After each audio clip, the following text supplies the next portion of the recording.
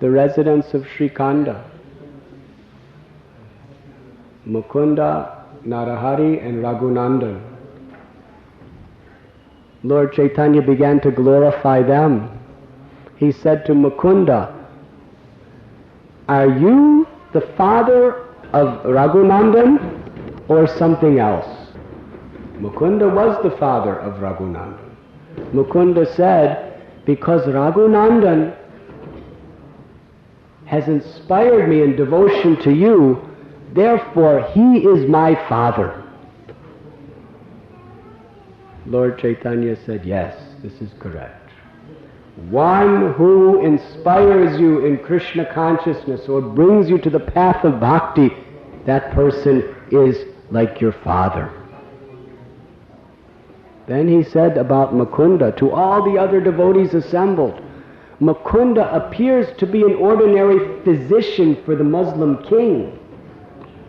However, once when he was giving medical advice to the king on a very high platform, someone came with a peacock fan to shade the king from the sun. But just by seeing that peacock feather in remembrance of Krishna, he fell unconscious in ecstatic love, fell all the way down to the ground from the raised platform. The king came down to see whether he was still alive. When Mukunda Sarkar came back to his consciousness, the king said, are you all right? Have you been hurt? What is your disease?"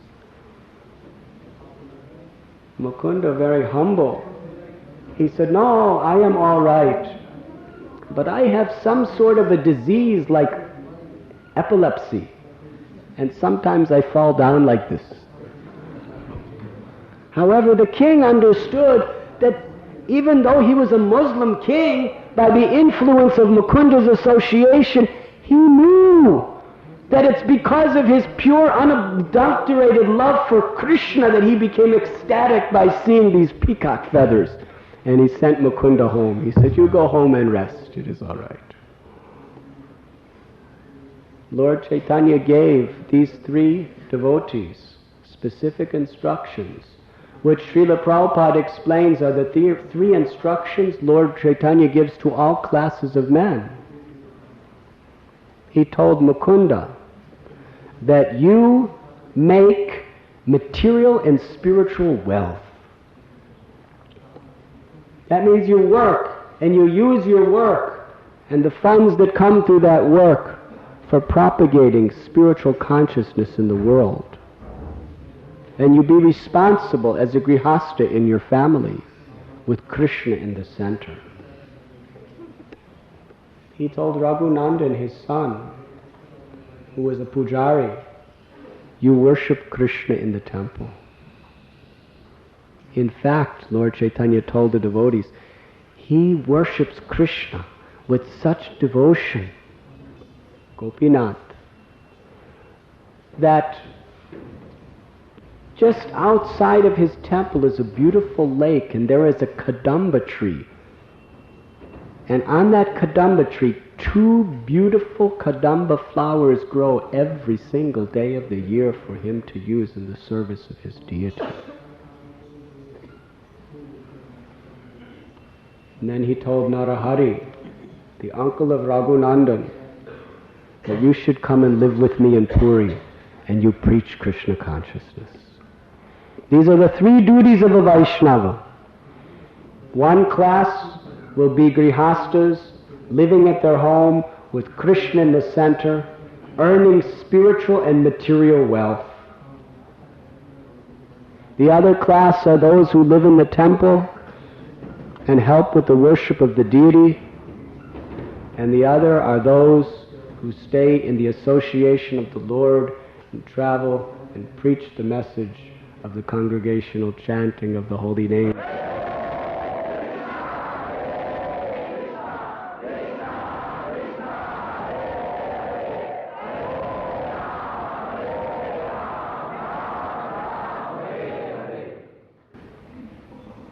He told the 2 brothers, Sarvabhauma Bhattacharya and Vidya Vachaspati, were given an instruction by the Lord here in Gambhira. He said, in the age of Kali, the Supreme Personality of Godhead appears in two forms, in wood and water.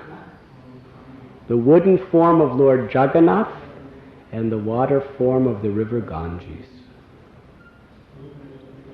Sarvabhauma Bhattacharya, you always worship and serve Lord Jagannath here in Puri. Vidya Vachaspati, you return to Sri Navadvip Dham and you always worship Mother Ganga.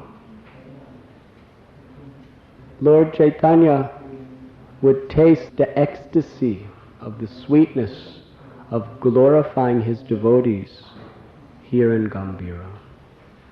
And the devotees were always eager to glorify the Supreme Personality of Godhead. After he told Srivas Thakur that you should always hold congregational chanting of the holy names of Krishna in your home. We could say that this was the headquarters of the Krishna consciousness movement. All the devotees would come here every year and give their reports to Lord Chaitanya. And Lord Chaitanya would give each of his devotees special instructions which they held as their very life and soul throughout their lives. After all of the devotees left, Lord Chaitanya told Gadadhar Pandit to stay and personally gave him a place to reside not far from here, called Yameshwara Tota. When the devotees first came from Bengal to Navadvip, a very wonderful pastime took place with Haridas Thakur. But that we will tell tomorrow morning at Siddhabakula, for those of you who would like to come.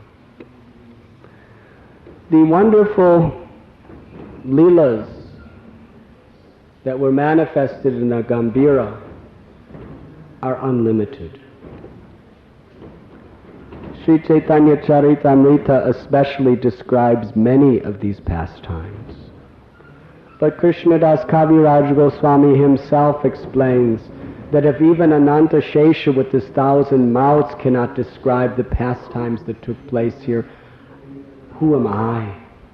I am just writing according to whatever little capacity the Lord gives me.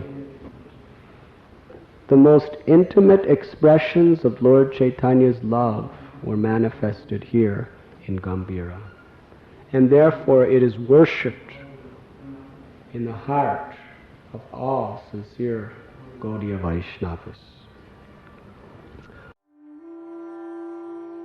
You were listening to Radhanath Swami on devotionalnectar.com.